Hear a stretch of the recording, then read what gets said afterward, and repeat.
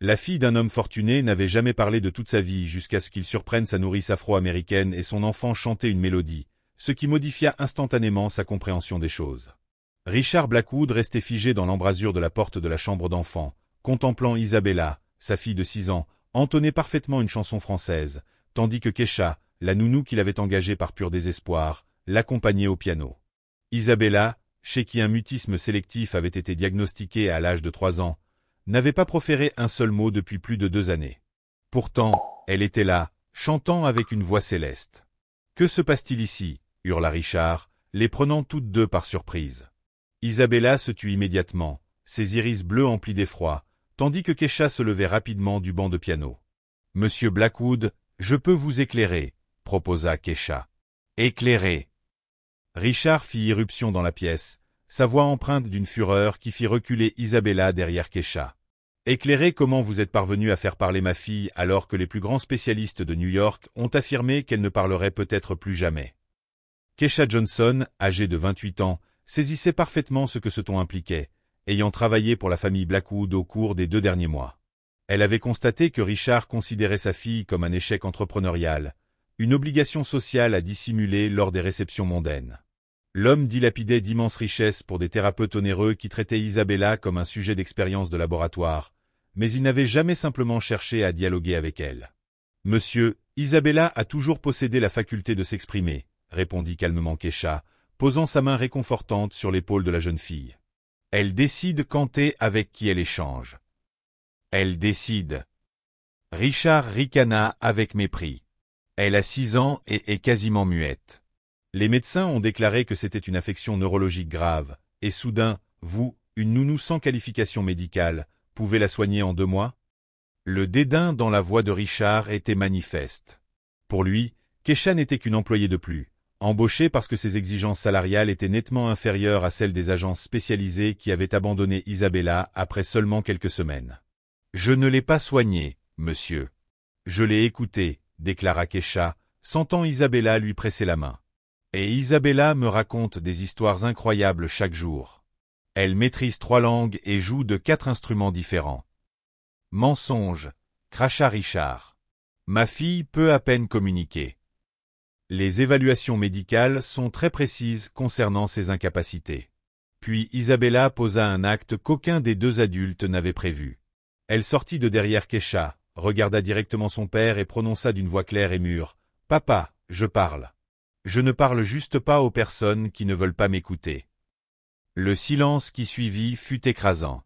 Richard pâlit comme s'il avait rencontré un spectre, tandis que Kesha rayonnait de fierté face au courage de sa protégée. « C'est impossible, » marmonna Richard en reculant.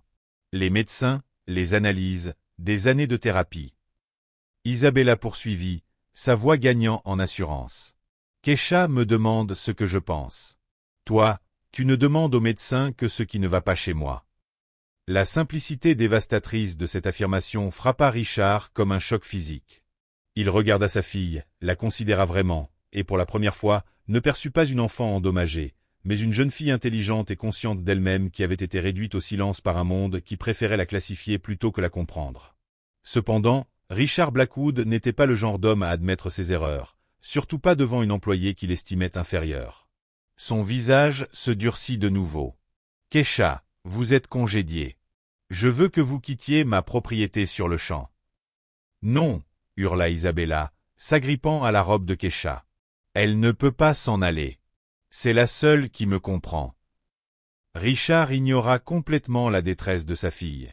« Vous avez d'une manière ou d'une autre manipulé ma fille.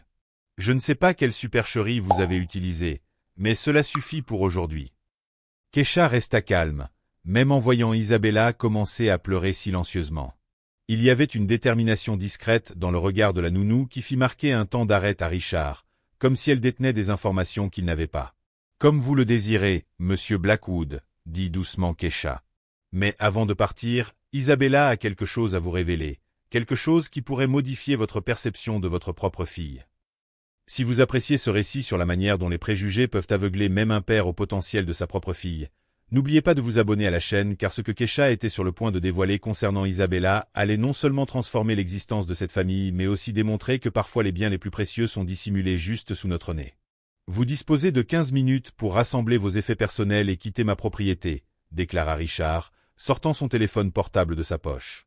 Et si vous tentez de recontacter ma fille, j'impliquerai mon équipe juridique. Kesha observa l'homme composer un numéro, probablement celui de la firme de sécurité privée qui gérait le manoir. Richard Blackwood incarnait le type de personne qu'elle avait appris à identifier après des années de service auprès des familles d'élite de Manhattan, assez riche pour tout acquérir, sauf la capacité de percevoir sa propre fille comme un être humain à part entière. « Monsieur Blackwood », déclara calmement Kesha, bien qu'elle voie Isabella toujours accrochée à sa robe. « Puis-je au moins vous expliquer ce que j'ai découvert sur Isabella au cours des 2 derniers mois ?»« Il n'y a rien à découvrir », l'interrompit Richard, mettant fin à l'appel. « Ma fille a des limitations évidentes, diagnostiquées par des professionnels compétents. Vous n'êtes pas médecin. Vous n'êtes pas thérapeute.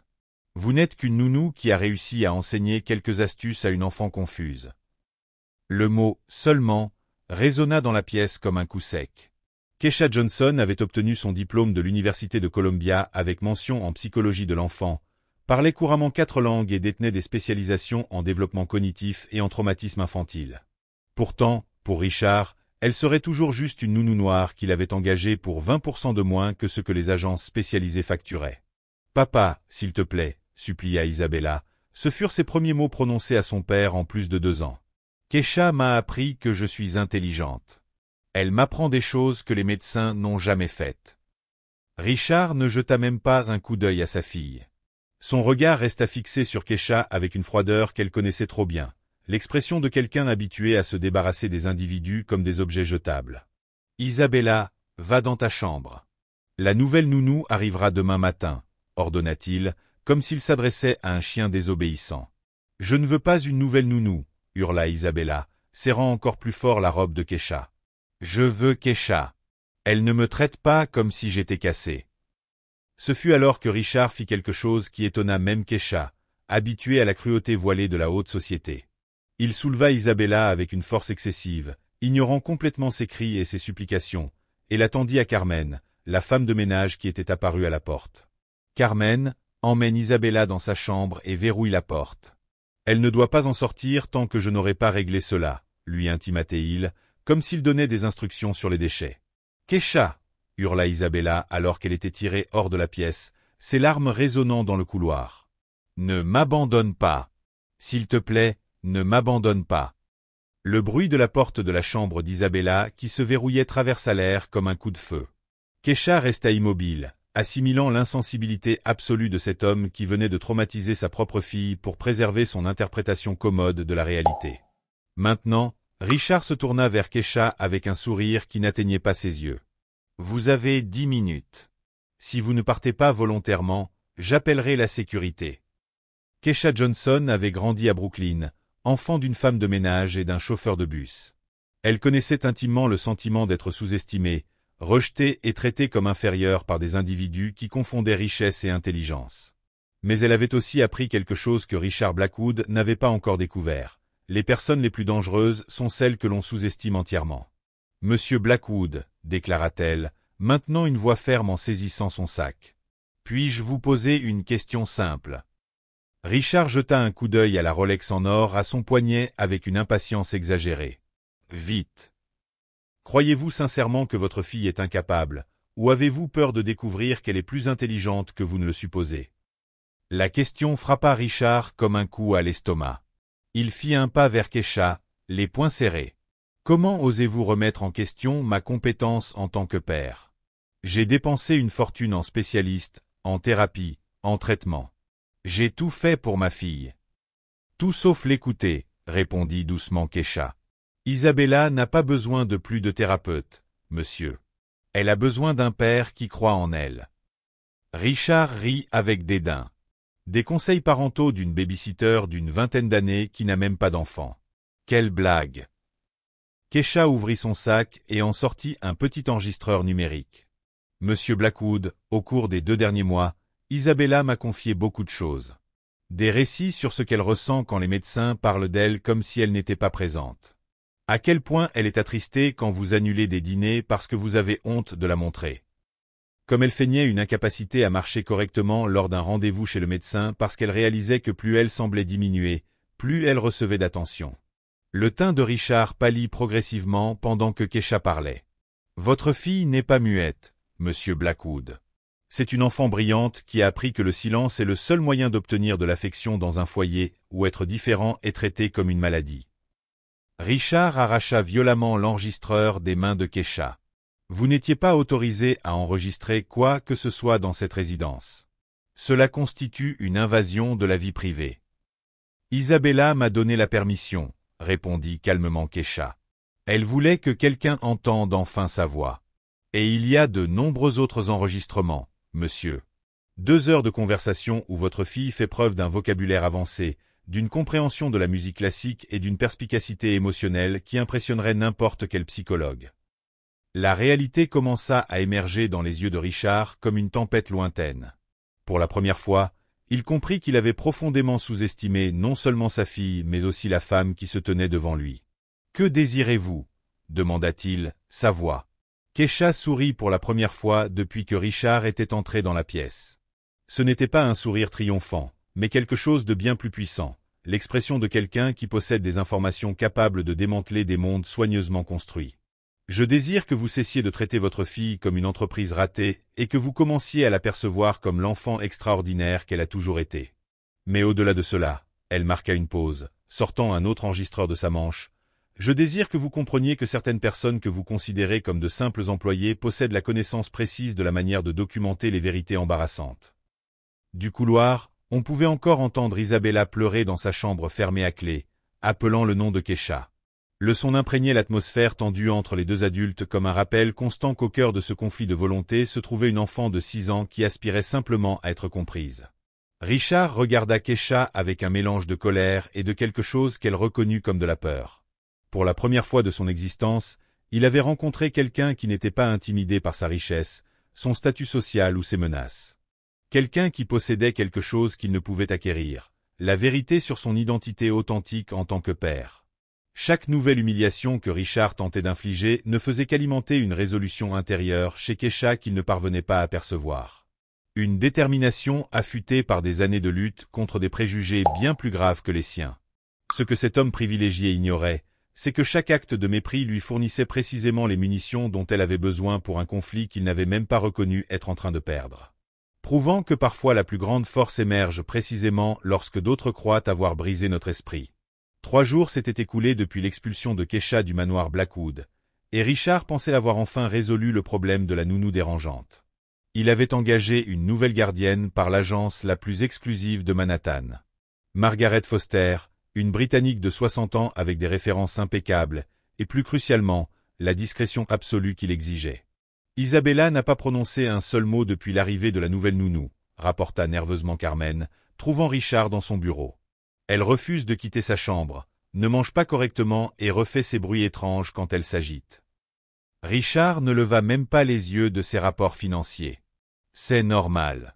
Elle a besoin de s'adapter à la nouvelle routine. Mademoiselle Foster est une professionnelle qualifiée, pas une amatrice. Le téléphone sonna, interrompant leur conversation. Richard répondit avec impatience, mais son expression changea radicalement lorsqu'il entendit la voix à l'autre bout du fil. Monsieur Blackwood, ici David Martinez du cabinet Martinez et Associés.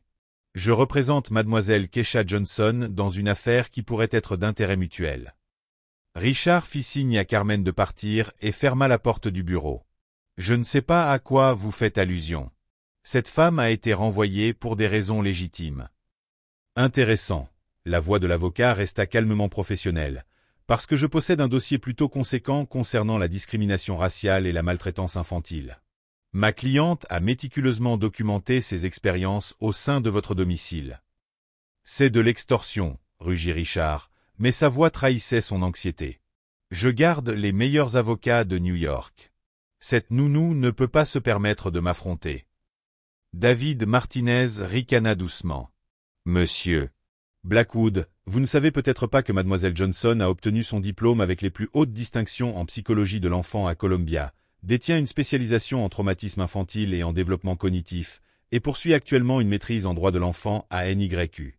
Elle maintient également un blog sur le développement de l'enfant suivi par plus de 200 000 professionnels dans le domaine. Le silence à l'autre bout du fil était assourdissant. Richard sentit le sol disparaître sous ses pieds. Mais ce qui est le plus intriguant, continua l'avocat, ce sont les enregistrements qu'elle possède, non seulement d'Isabella démontrant des capacités cognitives exceptionnelles, mais aussi de certaines conversations révélatrices sur la façon dont vous parlez de votre propre fille lorsque vous croyez que personne n'écoute. Richard se rappela vaguement les fois où il avait parlé au téléphone avec des médecins, se référant à Isabella comme une cause perdue ou une impasse. Il avait toujours supposé qu'il était seul dans son bureau. « Que désirez-vous » demanda-t-il, sa voix. Pour l'instant, simplement une discussion civilisée. Ma cliente n'est pas vindicative, monsieur Blackwood. Elle se soucie sincèrement du bien-être d'Isabella, mais elle ne permettra pas non plus qu'une enfant brillante soit blessée par les préjugés parentaux. Pendant ce temps, de l'autre côté de la ville, Keisha était assise dans un petit appartement qu'elle partageait avec 2 autres étudiants en master, révisant méticuleusement des mois de notes, d'enregistrements et de photographies. Chaque interaction avec Isabella avait été documentée non par malice, mais par une habitude académique d'enregistrer le développement exceptionnel des enfants. Le docteur Sarachin, mentor et professeur de psychologie de l'enfant de Keisha à Columbia, analysa les enregistrements avec une expression d'indignation croissante. « Keisha, c'est extraordinaire. Isabella ne démontre pas seulement une intelligence supérieure, mais a développé des mécanismes d'adaptation sophistiqués pour faire face à la négligence émotionnelle systématique. Cet enfant protège sa propre santé mentale par le mutisme sélectif. »« Je sais, » répondit calmement Keisha. « Et son père croit qu'il guérit Isabella avec des thérapeutes qui la traitent comme si elle était mentalement handicapée. Il cause des dommages psychologiques irréversibles. » Le docteur Chin prit l'un des enregistrements où Isabella chantait un opéra entier en italien. « Avec votre permission, j'aimerais présenter ce cas lors de la conférence sur le développement de l'enfant la semaine prochaine. Cela sert de parfaite illustration de la façon dont les préjugés familiaux peuvent masquer le surdon. »« Pas encore, » déclara Keisha, rangeant soigneusement les dossiers. « D'abord, Richard Blackwood doit comprendre que sa fille n'est pas un problème à cacher. C'est un trésor qu'il gaspille. » De retour au manoir, Margaret Foster tenta vainement de persuader Isabella de manger quelque chose pendant le dîner. La jeune fille resta silencieuse, poussant sa nourriture sur son assiette avec une expression lointaine. « Elle était comme ça avant l'arrivée de l'autre nounou, » expliqua froidement Richard à la nouvelle employée. « C'est son comportement typique.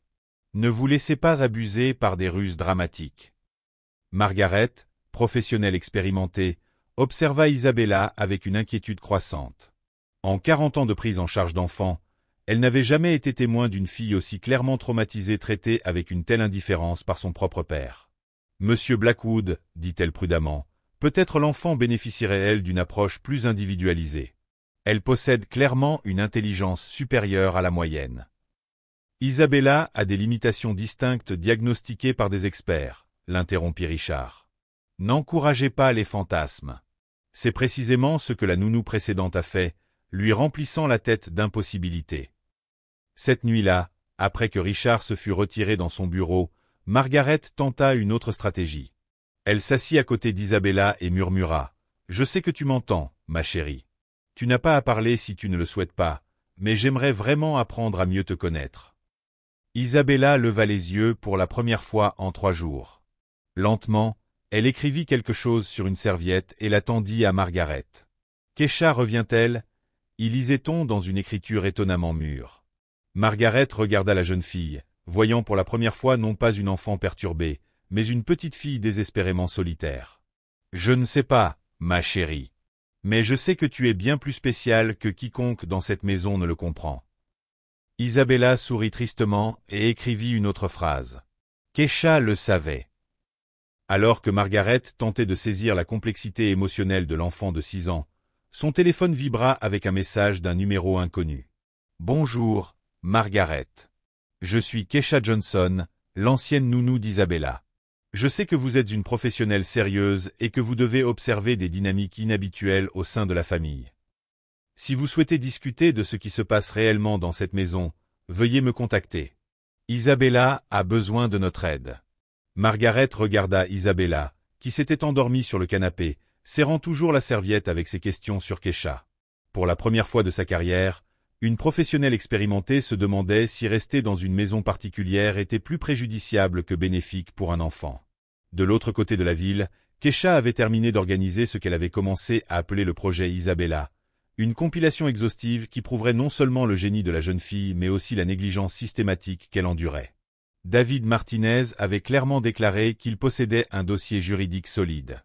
Cependant, Kesha désirait quelque chose de plus gratifiant qu'une victoire au tribunal. Elle voulait que Richard Blackwood reconnaisse publiquement l'extraordinaire fille qu'il avait négligée pendant des années, parce que certains hommes n'apprennent que lorsqu'ils perdent tout ce qu'ils croyaient posséder.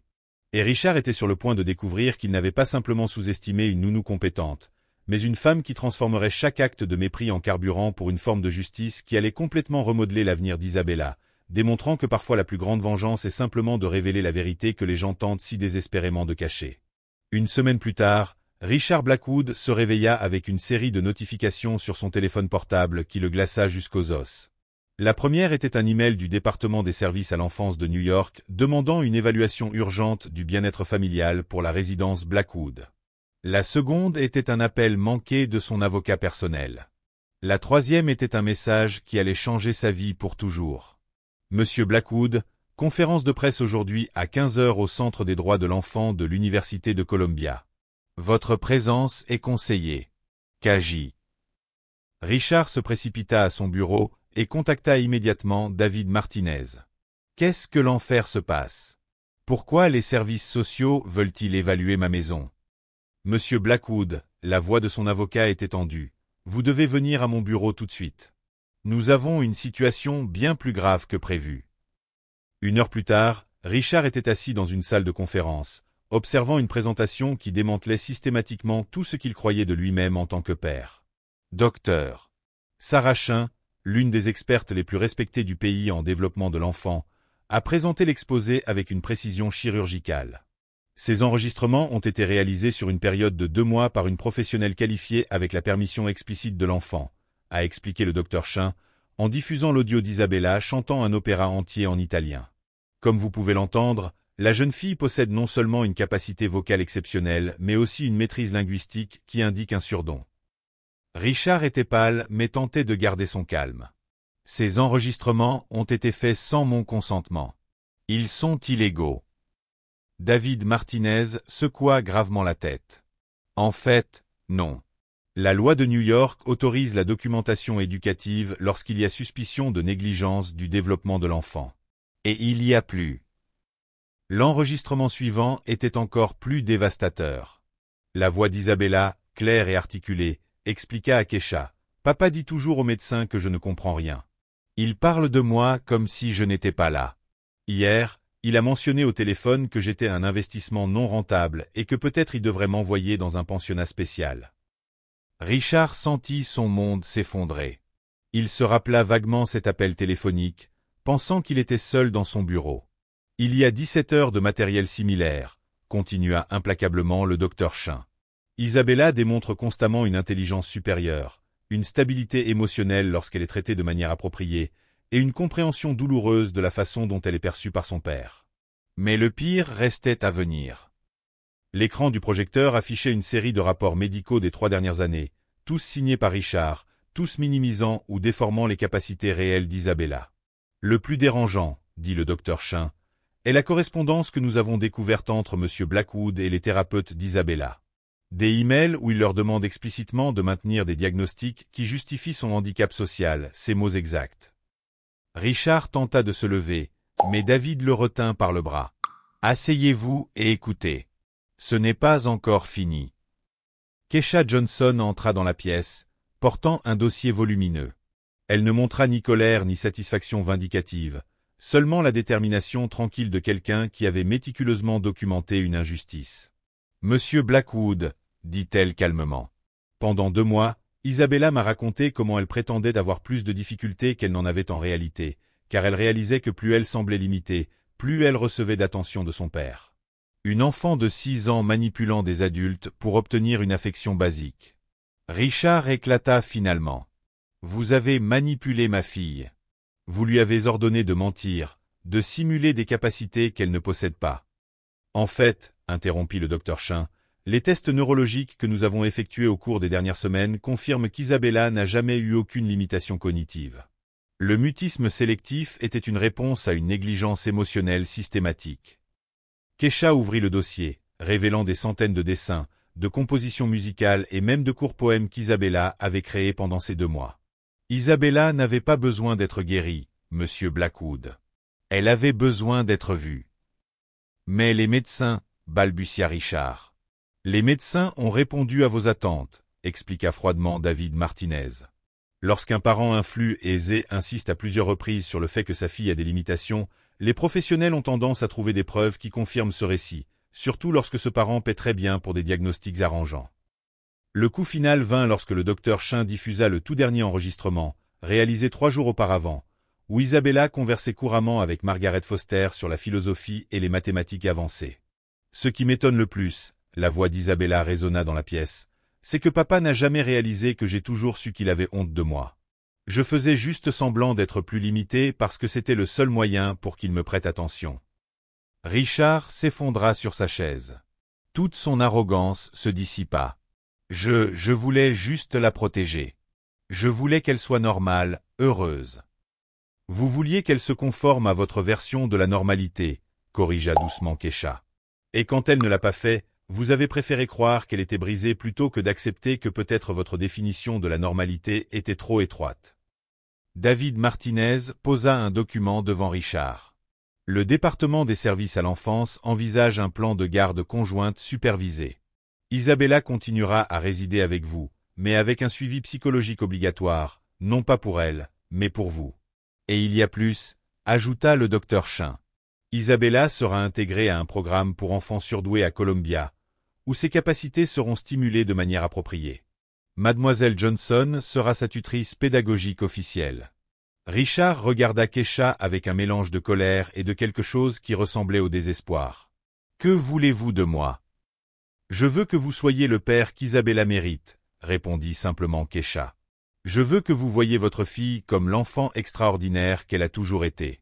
Et je veux que vous compreniez que certaines personnes que vous considérez comme de simples employés peuvent percevoir des trésors que vous avez vous-même négligés. » La conférence de presse d'aujourd'hui, l'informa David, présentera le cas d'Isabella comme une étude révolutionnaire sur la façon dont les préjugés familiaux peuvent masquer le surdon.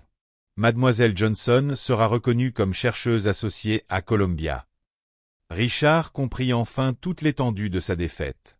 Non seulement il avait perdu sa crédibilité en tant que père, mais la simple nounou qu'il avait méprisée était sur le point d'être célébrée nationalement comme la personne qui avait sauvé une enfant surdouée de années de négligence intellectuelle. « Isabella sait-elle tout cela ?»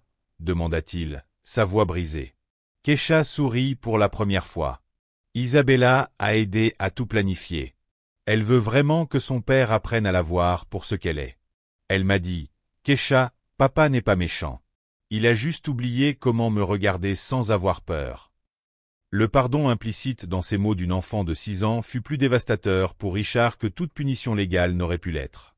Il avait été vaincu non par la rage ou la vengeance, mais par la sagesse et la compassion de sa propre fille, une fille dont il avait systématiquement ignoré le génie parce qu'elle ne se conformait pas à son concept étroit de la normalité.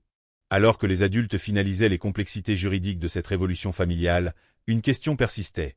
Était-il possible de reconstruire une relation père-fille lorsque le père lui-même avait découvert qu'il avait passé des années à combattre des fantômes qu'il avait créés, alors que le vrai trésor était juste devant lui, attendant patiemment d'être reconnue pour ce qu'elle avait toujours été? Une enfant extraordinaire déguisée en problème à résoudre. 6 mois plus tard, Richard Blackwood était assis au premier rang de l'auditorium de l'Université de Columbia, observant sa fille de 6 ans recevoir une médaille d'honneur pour l'excellence académique. Isabella, désormais experte en 5 langues et compositrice de 3 œuvres musicales originales, apparut sur scène comme l'enfant prodige qu'elle avait toujours été. « Papa, » murmura-t-elle en descendant de scène. « Es-tu fier de moi maintenant ?» Richard étreignit sa fille, les larmes coulant sur son visage. « J'ai toujours été fier de toi, princesse. J'ai juste dû apprendre à le voir. » Kesha Johnson, désormais doctorante reconnue nationalement et consultante en développement de l'enfant, observait depuis le public aux côtés du docteur Sarah Chin. Son livre « Enfant invisible. Comment les préjugés tuent le potentiel » était devenu un best-seller. Richard l'approcha après la cérémonie. « Kesha, je suis désolé. Tu n'as pas besoin de t'excuser, » l'interrompit-elle doucement. « Tu dois continuer à être le père qu'Isabella a toujours su que tu pouvais être. Margaret Foster, devenue une alliée cruciale dans la transformation de la famille, sourit en regardant Isabella courir dans le jardin avec d'autres enfants surdoués. La vraie victoire de Kesha n'était pas de détruire Richard Blackwood, mais de le transformer en le père qu'Isabella méritait. Elle démontra que parfois le plus grand triomphe n'est pas de vaincre nos adversaires, mais de les sauver d'eux-mêmes. Si vous pensez que chaque enfant mérite d'être vu pour son véritable potentiel, et non pour ce que les autres attendent de lui, abonnez-vous à la chaîne. Parce que lorsque nous arrêtons de juger sur les apparences et commençons vraiment à écouter, nous découvrons que les plus grands trésors sont cachés derrière nos propres préjugés.